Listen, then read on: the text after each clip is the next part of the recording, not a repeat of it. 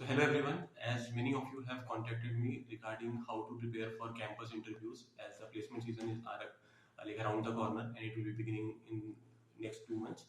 So when it comes to campus placement, we surely have to look कि how we can deal with different subjects. ठीक है? तो this cannot be explained in a single video. So I will be making a playlist like basically 4 to 5 videos may be needed जिसमें मैं सारे subjects को एक करके explain करता जाऊँगा. तो यहाँ जो मैंने टॉपिक्स और जो भी क्वेश्चंस लिए हैं वो just because of my interview नहीं है.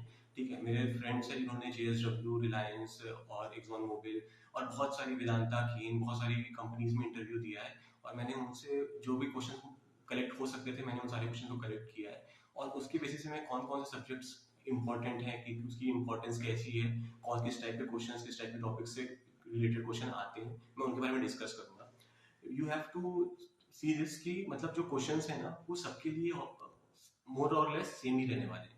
The only thing which will be changing is कि तुम उस क्वेश्चन को अप्रोच कैसे करोगे इंटरव्यूज में, तुम उसके आंसर्स को एक्सप्लेन कैसे करोगे, तुम्हारी खुद की अंडरस्टैंडिंग कैसी है उस पर्टिकुलर क्वेश्चन को लेकर के. ठीक है, तो ये सारी जो डिफरेंट डिफरेंट चीजें हैं वो मैटर करती हैं कि तुम्हारा प्लेसमेंट, तुम्हारा इंटरव्यू कैसा जाएगा, तुम्हारा सिलेक्शन होगा कि नहीं होगा. क्वेश्चंस सबके लिए कहीं ना कहीं सेम ही होते हैं. ठीक है, तो ये चीज़ तुम्हें समझनी पड़ेगी पहले तो मैं तुमको जो भी क्वेश्चन दूंगा तुम्हारा जो मेन मोटिव होना चाहिए वो ये होना चाहिए कि उस क्वेश्चन के उस टॉपिक के अराउंड तुम कितनी नॉलेज गेन कर सकते हो, क्योंकि तुम्हारा जो पूरा नॉलेज का सम होगा तुम उसको ही कहीं ना कहीं उसकी समरी तुम अपने आंसर्स में प्रोवाइड करने वाले हो. तो अभी मैं वापस से स्विच करूंगा टैग एंड पेन मोड पे जहाँ पर मैं पूरे कैंपस का प्लेसमेंट कैसे होते हैं, उनके प्रोसीजर क्या होते हैं और वन बाय वन हम ये सब्जेक्ट्स के क्वेश्चंस को देखेंगे. तो इस वीडियो में मेरा मेन फोकस होगा मास ट्रांसफर के क्वेश्चंस को लेकर के. उसके बाद मेरा नेक्स्ट सीरीज जो आएगा वीडियो का सीरीज में जो नेक्स्ट वीडियोस होंगे उसमें मैं डिफरेंट डिफरेंट सब्जेक्ट को कवर करूंगा. तो यहाँ पर भी हम मास ट्रांसफर की बात करेंगे. तो जैसा कि हम जानते हैं कि जब भी कैंपस प्लेसमेंट की बात आती है तो when ever any company visits तो वहाँ पर एक मतलब एक प्रोसीजर है जिसके थ्रू चीज़ें होती हैं. फॉर एग्जांपल सबसे पहले तुम्हारा रिज्यूमे कलेक्ट किया जाएगा, तुमसे कुछ डिटेल्स फिल कराई जाएंगी. ठीक है, फिर वहाँ से उसके बाद तुम्हारा एक रिटन टेस्ट होता है. रिटन टेस्ट जो कि मोस्टली कैसा होता है, MCQ बेस्ड होता है. ठीक है, मल्टीपल चॉइस क्वेश्चन ही होते हैं उसमें. उसके बाद फिर तुम वहाँ से सिलेक्ट होते हो GD that is group discussion, या फिर GT that is group task, या फिर कोई केस स्टडी होती है. ठीक है, फिर इसमें बेसिकली क्या होता है, 8 से 10 लोगों का ग्रुप होता है जहाँ पर 2 से 3 लोग हर ग्रुप से सिलेक्ट होते हैं और ये सिलेक्ट होकर कहाँ जाते हैं, इंटरव्यूज़ में. ठीक है, तो मोस्टली कोई भी कंपनीज आती हैं विजिट करती हैं कैंपस को तो यही प्रोसीजर फॉलो होता है. इंटरव्यूज़ जो होते हैं वो टेक्निकल होते हैं. ठीक है, जहाँ पर तुमसे प्योर टेक्निकल चीज़ें पूछी जाती हैं जो कि तुम्हारा पूरा कोर होता है. नेक्स्ट जो होता है इसमें वो तुम्हारे एच आर राउंड होता है. ठीक है, और कई सारे इंटरव्यूज़ ऐसे होते हैं जो कि कंबाइंड होते हैं. ठीक है, जहाँ पे टेक्निकल और एचआर दोनों साथ में पूछा जाता है. तो ये हमारा जनरल प्रोसीजर होता है किसी भी इंटरव्यू के रिलेटेड. ठीक है, तो यहाँ पर जो मेरा मेन जो अभी के लिए वो रहेगा कि टेक्निकल इंटरव्यूज़ को कैसे टैकल करना है, उसके बारे में ही चीज़ें होने वाली हैं. तो जब भी हम बात करेंगे ना टेक्निकल इंटरव्यूज़ की, तो टेक्निकल इंटरव्यूज़ जैसे कि जब हम बात करने वाले हैं अभी, तो कोर केमिकल इंजीनियरिंग की अगर हम बात करें तो टेक्निकल इंटरव्यू में हमारे पास, जैसे हम गेट के लिए पढ़ते हैं तो हमारे पास 10 सब्जेक्ट्स होते हैं टोटल. ठीक है, तो जो कोर मतलब अगर हम बात करें तो प्रायोरिटी हमें कैसे देनी है, इसकी बात अगर हम करें तो प्रायोरिटी ऑर्डर क्या होगा सब्जेक्ट्स का. तो सबसे पहले हमें ध्यान देना है 3 सब्जेक्ट के ऊपर जो कि है मास transfer operation, heat transfer operation और फ्लूइड मैकेनिक्स. ये 3 सब्जेक्ट ऐसे हैं जिनको हमें सबसे प्रायोरिटाइज करना है. ठीक है, तो मेनी ऑफ द इंटरव्यूज़ में तुमसे पूछा जाएगा कि what is your favourite subject. ठीक है, जब भी बात आएगी तुम्हारे फेवरेट सब्जेक्ट की तो मेक श्योर कि तुम इन 3 सब्जेक्ट में से ही कोई एक सब्जेक्ट का नाम ले रहे हो, क्योंकि इंटरव्यूअर्स का जो माइंडसेट होता है वो बेसिकली यही होता है कि वो मोस्टली इन तीनों सब्जेक्ट से ही क्वेश्चन पूछना चाहते हैं. ठीक है, तो अगर तुम किसी एक सब्जेक्ट पे एकदम अच्छी कमांड रखते हो और तुम उसको एज अ फेवरेट सब्जेक्ट बताते हो तो ऑब्वियस है कि वहाँ पर इंटरव्यूज तुमसे उस पर्टिकुलर सब्जेक्ट्स के अच्छे अच्छे क्वेश्चन पूछेगा और तुम उनके अगर आंसर्स दे पाते हो तो तुम्हारा एक हाई चांसेस होता है कि तुम्हारा सिलेक्शन हो जाएगा. तो जब भी बात आती है फेवरेट सब्जेक्ट की तो मेक श्योर करो कि इन तीनों में से कोई फेवरेट सब्जेक्ट हो तुम्हारा. तो प्रायोरिटी ऑर्डर में तुम्हारा सबसे पहले मास transfer operation, heat transfer operation और फ्लूइड मैकेनिक्स आता है. इसके बाद हमारा जो सेकंड नंबर पे आता है वो कौन कौन से सब्जेक्ट्स हैं, वो है तुम्हारे पास CRE एंड थर्मो. ठीक है, CRE और थर्मो जो है वो सेकंड नंबर पे आता है. और फिर आते हैं बाकी के सारे सब्जेक्ट. ठीक है, जो हम जैसे हम PDE पढ़ते हैं, ठीक है, MO पढ़ते हैं, IPC पढ़ते हैं. ठीक है, तो बाकी जितने भी सब्जेक्ट हम पढ़ते हैं, CT हो गया, तो ये सारे जो सब्जेक्ट्स हैं ये हमारे पास मिसलिनियस टॉपिक्स में आते हैं जिससे कुछ कुछ इंटरव्यूज़ में कुछ क्वेश्चन पूछे जाते हैं. तो मैं जो ये सीरीज़ बनाने वाला हूँ बेसिकली, इसमें मेरा जो मेन टारगेट होगा, पहले होगा कि वो तुम्हें मास ट्रांसफ़र ऑपरेशन, फ्लूइड मैकेनिक्स और हीट ट्रांसफ़र ऑपरेशन के सारे क्वेश्चंस के बारे में डिस्कस करूँ, सारे टॉपिक्स के बारे में डिस्कस करूँ जो तुम्हें प्रिपेयर करना चाहिए। उसके बाद फॉलोड बाई जो हमारे पास सेकंड नंबर पे मैंने बात की सीआरई और थर्मो की, और उसके बाद फिर मिसलिनियस टॉपिक के बारे में। ठीक है, तो ये सारी चीज़ों के बारे में मैं धीरे धीरे मतलब पार्ट बाय पार्ट बात करूँगा, अदरवाइज़ वीडियो बहुत लंबी हो जाती हैं, जो कि देखने में प्रॉब्लम आती है बहुत लोगों को। इसके अलावा जो हमारे पास एक चीज़ है वो बहुत इंपॉर्टेंट होती है बेसिकली, जो कि हम अपने सीवी या फिर रेज्यूमे में मेंशन करते हैं किसी भी कोर इंटरव्यू में, वो है हमारा इंटर्न और प्रोजेक्ट। ठीक है, जो भी हम इंटर्न और प्रोजेक्ट हम मेंशन करते हैं किसी भी इंटरव्यू में, मतलब किसी भी रेज्यूमे में अपने, तो वो इंटरव्यूज़ में एक बहुत मेजर चंक हो जाता है। तुम्हारा इंटरव्यू मतलब स्टार्ट कैसे होगा, वो किस तरीके से आगे जाएगा, वो सब कुछ कहीं ना कहीं इंटर्न और प्रोजेक्ट पे बहुत डिपेंड करता है। तो मैं इंटर्न्स और प्रोजेक्ट में क्या चीज़ें बोलनी होती हैं, कैसे करना होता है, क्या चीज़ें मेंशन करना ज़रूरी है, वो सारे से रिलेटेड भी मैं एक वीडियो ट्राई करूँगा बनाने की, अगर अच्छा रिस्पॉन्स आया इस पर्टिकुलर सीरीज़ के ऊपर तो। ठीक है, तो अब हम जैसे कि ये जो पूरा टॉपिक है, मतलब ये जो पर्टिकुलर वीडियो है वो मास ट्रांसफर ऑपरेशन से रिलेटेड है, तो अब हम स्टार्ट करते हैं मास ट्रांसफर ऑपरेशन में। तो मास ट्रांसफर ऑपरेशन की अगर हम बात करें, तो मास ट्रांसफर ऑपरेशन में हमारे पास ना टोटल ऑलमोस्ट 9 से 10 टॉपिक्स हैं मास ट्रांसफर ऑपरेशन में, जो कि कौन कौन से हैं मैं यहाँ पे मेंशन करता जाता हूँ। एक है हमारे पास डिफ्यूजन। ठीक है, तो अब हमें डिफ्यूजन में क्या पढ़ना है मैं वो भी साथ में मेंशन कर देता हूँ। ठीक है, एक टॉपिक और उसके बारे में क्या पढ़ना है वो भी मेंशन करता हूँ। तो देखो डिफ्यूजन, अगर हम पूरे मास ट्रांसफर ऑपरेशन की पहले एक बार बात कर लें, तो मास ट्रांसफर ऑपरेशन में जो भी इंटरव्यूअर हमारे पास आता है ना, तो इंटरव्यूअर जो है वो बेसिकली कौन सा पर्सन है, वो ऐसा पर्सन है जो कि उस पर्टिकुलर इंडस्ट्री में, उस पर्टिकुलर प्लांट में 5 to 10 ईयर से काम कर रहा है। ठीक है, तो वो एक वर्किंग प्रोफेशनल है। ठीक है, तो जब भी कोई वर्किंग प्रोफेशनल होता है ना, तो वर्किंग प्रोफेशनल का जो है वो बहुत बार थियरीज पे नहीं जाता। ठीक है, कोई लॉ है, कोई थियरी है, कोई स्टेटमेंट है, वो उस पर इतना ज़्यादा ग्रिल नहीं करता। वो मोस्ट ऑफ द टाइम तुमसे जो चीज़ें कंपनीज़ में यूज़, जो चीज़ें प्लांट्स में, इंडस्ट्रीज़ में यूज़ होती है ना, उनके ऊपर पूछता है। तो अगर हम मास ट्रांसफ़र के लिए बात करें, तो मास ट्रांसफ़र के लिए मोस्टली इंडस्ट्रीज़ में क्या यूज़ होता है, डिस्टिलेशन कॉलम यूज़ होता है, एब्जॉर्प्शन कॉलम यूज़ होता है। ठीक है, कूलिंग टावर्स यूज़ हो रहे होते हैं, तो बेसिकली ये सारी चीज़ें यूज़ होती हैं ना। तो मोस्टली जो तुम्हारा इंटरव्यू होगा, अगर उसमें मास ट्रांसफ़र कुछ के क्वेश्चन अगर तुमसे पूछे जाएंगे, तो वो तुमसे मोस्टली इन सारे इक्विपमेंट से पूछे जाएंगे, क्योंकि इंटरव्यूअर्स को उस पर एक अच्छी कमांड है, तो वो तुमसे उस पर अच्छे अच्छे क्वेश्चन पूछ सकता है। तो मोस्टली क्वेश्चन उस पर ही होंगे, बट इसका मतलब ये नहीं कि हम बाकी टॉपिक्स को छोड़ दें। ठीक है, तो बाकी टॉपिक्स जो छोटे छोटे टॉपिक्स है, पहले मैं उनके बारे में डिस्कस कर लेता हूँ कि उसमें तुम्हें क्या और कितनी डेप्थ में पढ़ना ज़रूरी है। ठीक है, तो उसके बारे में पहले बात कर लेता हूँ। तो देखो, तुम्हें डिफ्यूजन में क्या पढ़ना ज़रूरी है कि तुम उसमें ना, डिफ्यूजन में तुम मेक श्योर करो कि तुम्हें डिफिनेशन पता हो, कि डिफ्यूजन की एक तुम्हें अच्छी सी डिफिनेशन पता हो, कि ये अगर तुमसे डिफ्यूजन पूछा था तो तुम उसको ऐसे एक्सप्लेन कर पाओ। इसके अलावा तुम्हें एग्जाम्पल्स आने चाहिए। ठीक है, डिफ्यूजन के, कि डिफ्यूजन इन सॉलिड कैसे हो रहा है, डिफ्यूजन इन लिक्विड कैसे हो रहा है, डिफ्यूजन इन गैस कैसे हो रहा है। तुम्हें अगर इतना पता है बेसिक, तो डिफ्यूजन में तुम्हें इससे ज़्यादा पढ़ने की ज़रूरत नहीं है इंटरव्यू के पॉइंट ऑफ व्यू से। फिर जो सेकंड टॉपिक आता है, इसमें आता है वो मास ट्रांसफर कोएफिशिएंट कहा जाता है। ठीक है, तो मास ट्रांसफर कोएफिशिएंट में का भी क्या सीन है कि तुम्हें इसकी डेफिनेशन पता होनी चाहिए कि मास ट्रांसफर कोएफिशिएंट होता क्या है, तुम्हें ये पता होना चाहिए। इसके अलावा तुम्हें क्या पता होना चाहिए कि तुम मास ट्रांसफर कोएफिशिएंट के बारे में पढ़ते हो, तो तुम्हें यहाँ पर ना बहुत सारी थियरीज पढ़ते हो, लाइक टू फिल्म थियरी हो गई। ठीक है, टू फिल्म थियरी है। इसके बाद क्या है, पेनिट्रेशन थियरी है। फिर उसके बाद क्या है, सरफेस रिन्यूअल थियरी है। तो तुम्हें ये जो सरफेस रिन्यूअल थियरी है, तो तुम्हें इन सारी थियरीज़ के बेसिक स्टेटमेंट पता होना चाहिए कि इन थियरीज़ में बेसिक स्टेटमेंट क्या था। ठीक है, अगर तुम्हें इतना पता है मास ट्रांसफर कोएफिशिएंट के बारे में, तो आई डोंट थिंक कि तुम्हें इससे ज़्यादा पता होना चाहिए। ठीक है, अगर तुम्हें इतना ही पता है तो इनफ है। इसके बाद हम बात करें थर्ड टॉपिक की, तो बहुत इंपॉर्टेंट टॉपिक है, वो क्या है, ह्यूमिडिफिकेशन। ठीक है, जो कि हम मास ट्रांसफर के अंदर ही पढ़ते हैं। वो इंपॉर्टेंट टॉपिक क्या है, ह्यूमिडिफिकेशन। ह्यूमिडिफिकेशन में बेसिकली में क्या क्या आना चाहिए, तो ह्यूमिडिफिकेशन में ना बहुत जनरल टर्म्स होते हैं, जैसे क्या क्या हो सकते हैं। एक हो गया तुम्हारे पास ह्यूमिडिटी। ठीक है, ह्यूमिडिटी तुम्हें पता होना चाहिए ह्यूमिडिटी होती क्या है। उसके बाद तुम्हारे पास आ गया ड्राई बल्ब टेम्परेचर। ठीक है, वेट बल्ब टेम्परेचर। फिर होता है तुम्हारे पास ड्यू पॉइंट टेम्परेचर। तो तुम ये सारे बेसिकली एक टेम्परेचर है। ठीक है, बट ये बेसिक टर्म्स है, तुम्हें ये पता होना चाहिए। एडियाबेटिक सेचुरेशन टेम्परेचर क्या होता है, ये कब कब अचीव होता है। ठीक है, रिलेटिव ह्यूमिडिटी क्या होती है। तो तुम्हें मतलब ये पता होना चाहिए। ठीक है, और इसका एक मतलब फिजिकल रिलेवेंस भी बताना चाहिए। तुम्हें ये नहीं होना चाहिए कि तुम्हें ड्यू पॉइंट टेम्परेचर का एक मीनिंग पता है, बस तुमने एक लाइन रट ली कि due point temperature is the temperature which is achieved, ऐसे नहीं।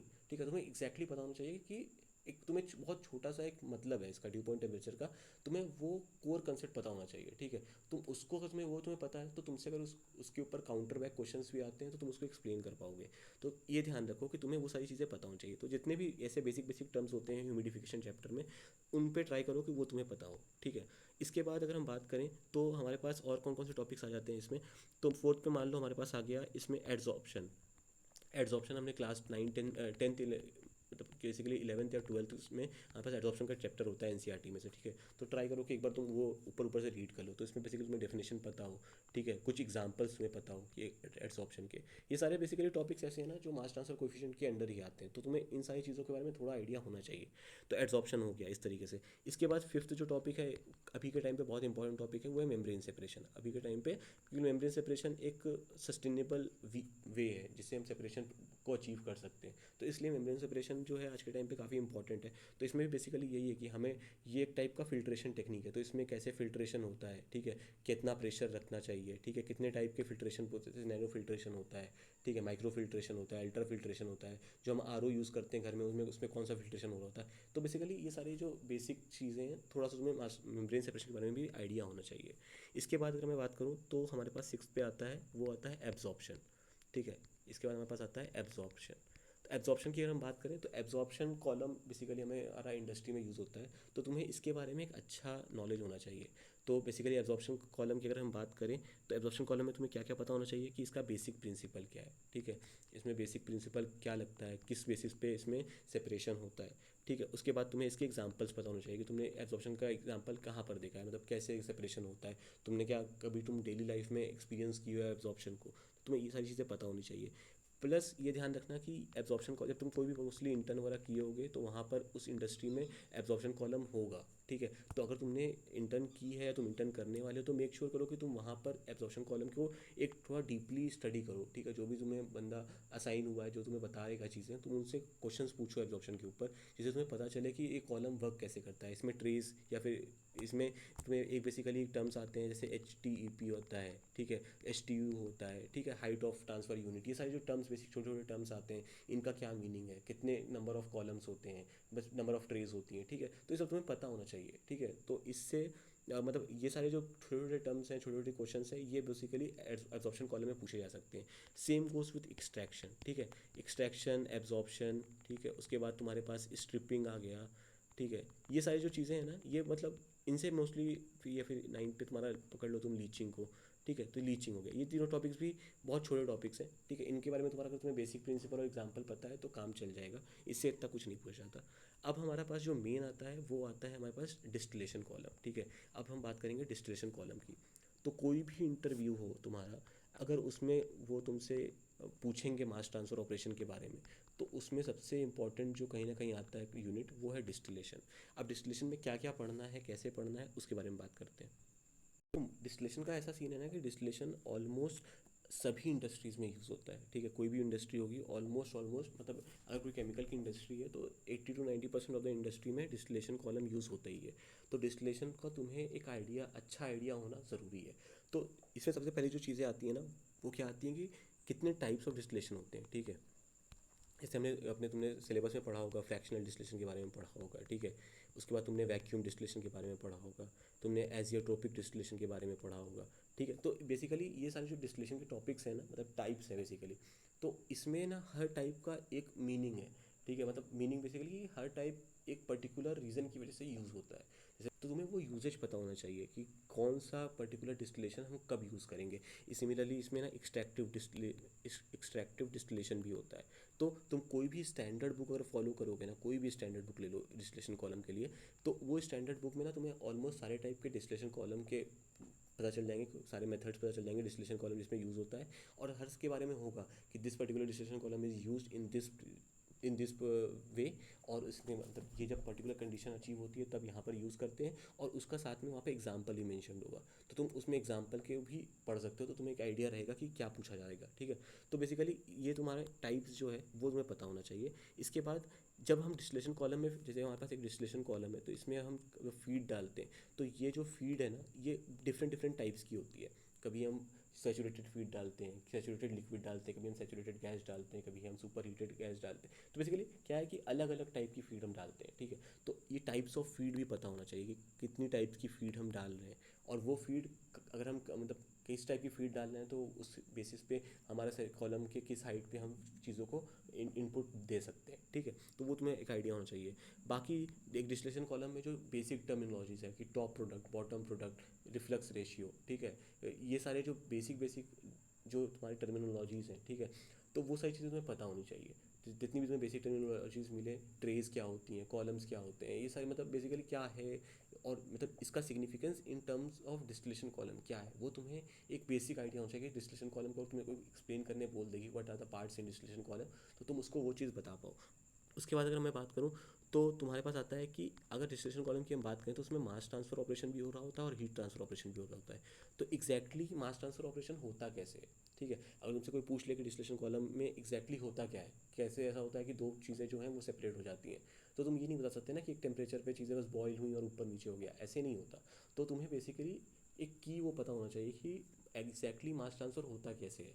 डिस्टिलेशन कॉलम अगर हम पढ़ते हैं मास ट्रांसफर ऑपरेशन के अंदर, तो हम क्यों पढ़ रहे हैं, एग्जैक्टली मास ट्रांसफर ऑपरेशन हो कैसे रहा है, ठीक है, तो ये चीज़ें तुम्हें पता होनी चाहिए। तो इसके लिए तुम्हें यूट्यूब पे वीडियोस वगैरह मिल जाएंगे, ठीक है। तो अगर तुम इसको तो ये सारे इस टाइप के जो क्वेश्चंस होते हैं ना, अगर तुमसे ये पूछे जाते हैं और तुम इनको बहुत अच्छे से एक्सप्लेन कर पाते हो, तो तुम्हारा इंटरव्यू में सिलेक्शन का पॉइंट बहुत अच्छा मतलब काफ़ी इंक्रीज होता है कि तुम्हारा सिलेक्शन हो ही जाएगा।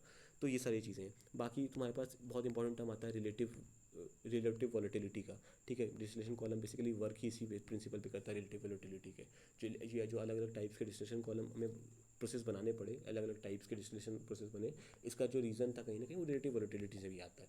तो ये सारी चीज़ें हो गई, तो ये सारी चीज़ें हमें पता होनी चाहिए। इसके अलावा हम डिस्टिलेशन कॉलम में TXY डायग्राम सबसे पहले पढ़ते हैं, तो वो कैसे गवर्न करता है, वो चीज़ें आनी चाहिए। उसके बाद अगर हम बात करें तो हमें नंबर ऑफ़ ट्रेस हमें निकालना होता है डिस्टिलेशन कॉलम में। बहुत बहुत इंपॉर्टेंट क्वेश्चन है इंटरव्यू का कि नंबर ऑफ़ ट्रेस हमें डिस्टिलेशन कॉलम में निकालनी होती है, जो कि हम मोस्टली मैकैब-थिले मेथड से निकालते हैं। तो मैकैब-थिले मेथड तुम्हें पता होना चाहिए कि जो 3 लाइंस बनती है मैकैब-थिले मेथड में, वो कैसे बनती है, तुम ट्रेस कैसे फाइंड आउट करते हो, ठीक है। उसमें कंडेंसर रिबॉयलर का क्या काम है, ठीक है, कंडेंसर रिबॉयलर करता क्या है, ये हो गया कंडेंसर और रिबॉयलर। तुम ट्रेस को +1 कब करते हो, कब नहीं करना चाहिए, ये सारी चीज़ें तुम्हें पता होनी चाहिए। अब कई बार ऐसा होता है कि कुछ जो कंपनीज़ हैं, अगर वो कंपनीज़ पेट्रोलियम रिलेटेड हैं या तुम्हारी फार्मास्यूटिकल रिलेटेड है, तो वो उस कंपनी से रिलेटेड भी, तुम किस किस कंपनी के लिए जा रहे हो इंटरव्यू देने के लिए, तो वो उस कंपनी से रिलेटेड भी क्वेश्चन पूछ सकते हैं कि किस टाइप का डिस्टिलेशन कॉलम यूज़ होता है ना पेट्रोलियम इंडस्ट्री, ठीक है। तो इस टाइप के क्वेश्चन भी बेसिकली पूछे जाते हैं। तो तुम्हें कंपनी कौन सी सामने से आ रही है, तो उसके ऊपर भी डिपेंड करता है कि तुम इंटरव्यू के लिए कैसे प्रिपेयर करोगे। प्लस कई बार पूछा जाता है कि फॉर एग्जांपल क्या रीजंस हैं for like using fractional distillation अगर हमें यूज़ करना है तो हम क्या रीज़न है कि हम फ्रैक्शनल डिस्टिलेशन यूज़ करेंगे, ठीक है। इस टाइप के क्वेश्चन भी पूछे जाते हैं। सिमिलरली अगर हम बात करें तो जैसे हम जानते हैं कि अगर हमारे पास एयर है तो एयर में मेरे पास O2 और N2 है, ठीक है, दो गैसेस का मिक्सचर है एयर। तो क्या हम डिस्टिलेशन कॉलम यूज़ करके O2 और N2 को सेपरेट कर सकते हैं। तो ये जो मैं तुमसे क्वेश्चन डिस्कस कर रहा हूँ ये बेसिकली लोगों से पूछे गए, ठीक है। तो ये इस टाइप के क्वेश्चन तुमसे मोस्ट ऑफ द टाइम पूछे जाते हैं इंटरव्यूज़ के अंदर when it comes to mass transfer operation और specially when it comes to distillation column. तो ये था मेरे पास जितना भी मुझे पता था डिस्टिलेशन कॉलम के अंदर, तो ये सारी चीज़ें थी। अब इसके बाद मैं जो नेक्स्ट वीडियो बनाऊंगा वो मोस्टली मेरा होगा FM और HTO का ऊपर, ठीक है। तो वो डिपेंड करेगा इस पर्टिकुलर वीडियो के रिस्पॉन्स के ऊपर। तो जिसने भी ये वीडियो पूरी देखी है, I will request you all कि अपने दोस्तों के साथ इस वीडियो को शेयर करो जिससे कि लोगों की हेल्प हो सके। There is no such video related to campus interviews in like कैसे क्रैक करना है, किस टाइप के क्वेश्चन पूछे जाते हैं, इस टाइप के क्वेश्चन इंटरव्यूज़ मतलब तुम्हें यूट्यूब पे सच की वीडियो नहीं मिलेगी, ठीक है। तो इसलिए आई इनिशिएटेड दिस कि मतलब इस टाइप की एक सीरीज़ बनाकर मैं यूट्यूब पे पुट कर सकूँ। जो भी मेरा एक्सपीरियंस है, जो भी मेरे दोस्तों से मुझे पता है या फिर मेरे सीनियर से मुझे पता चला है उसके मतलब उससे रिलेटेड, तो मैं उसके लिए ट्राई करूँगा। और इसके रिलेटेड आपको कुछ भी अगर डाउट आता है, कुछ भी क्वेरी हो, तो प्लीज़ आप वो पूछ सकते हैं in comment box. Thank you so much.